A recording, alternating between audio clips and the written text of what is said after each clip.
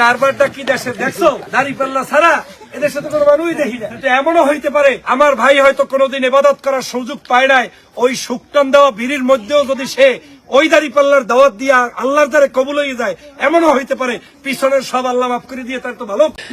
ओ भाई मारो मुझे, मारो मारो मुझे, मारो मारो नहीं, ये मजाक हो रहा है। एक सेकंड यार, मजाक हो रहा है। একদিকে রোজা আরেকদিকে হলো পূজা। এই রোজা এবং পূজা মিলে বাংলাদেশ, রোজা এবং পূজা মিলে ভাটি বাংলা। একসাথে মিলে আমরা একসাথে বড় হব, একসাথেই বেঁচে থাকবো, একসাথেই সংগ্রাম করব, একসাথেই হারিয়ে যাব, একসাথেই উচ্চকিত হব। মোরা এক বৃন্তে দুটি কুসুম, হিন্দু মুসলমান, মুসলিম তার নয়নমণি, হিন্দু তাহার প্রাণ। एकदम इन्होंने वक्त बदल दिया, जज्बात बदल दिए, जिंदगी बदल दी। বাংলাদেশে যদি নামাজ কায়েম হয় 18 কোটি মানুষ নামাজ পড়বে আপনি একটা ভোট দিয়ে।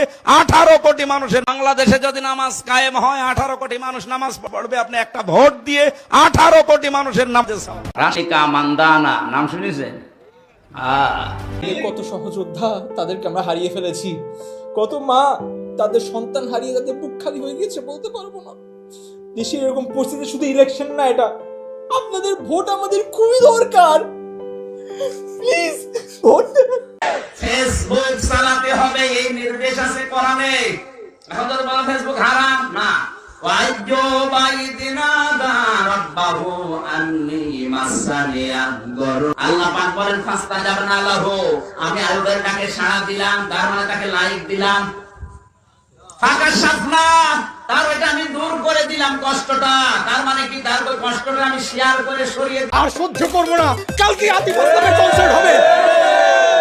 প্রধানমন্ত্রীকে জিজ্ঞাসা করেন, শেখ হাসিনা প্রধানমন্ত্রী এই কথাই বলবে যে শুধু আমি নিজে খেয়ে থাকবো আমি চাই না, সবাই খেয়ে থাকবে, দারিদ্র এবং ক্ষুধামুক্ত বাংলাদেশ গঠন করা আমাদের অঙ্গীকার। এটি প্রধানমন্ত্রী শেখ হাসিনা মনে মনে লেখা থাকে না? বলেন, এইটার থিওরিতে আয়াত, উনি আয়াত দেখে দেখে সিদ্ধান্ত নিয়েছে ভালো কাজ যেই করুক তার মর্যাদা দেওয়া লাগবে।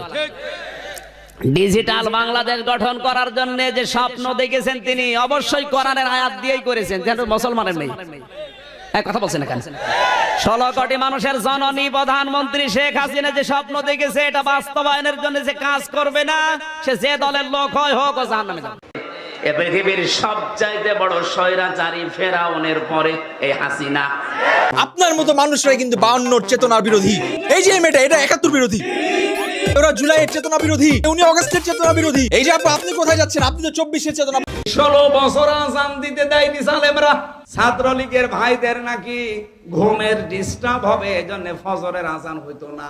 এবার ডাকসুতে শিবির প্যানেল পাস করার পরে তার পরের দিন মাইকে আজান আরম্ভ হয়েছে। एकदम इन्होंने वक्त बदल दिया, जज्बात बदल दिए, जिंदगी बदल दी। 119 पे इतनी अच्छी पार्टनरशिप चली। ओ भाई मारो मुझे, मारो मारो मुझे, मारो मारो नहीं, ये मजाक हो रहा है। एक सेकंड यार, मजाक हो रहा है। नहीं।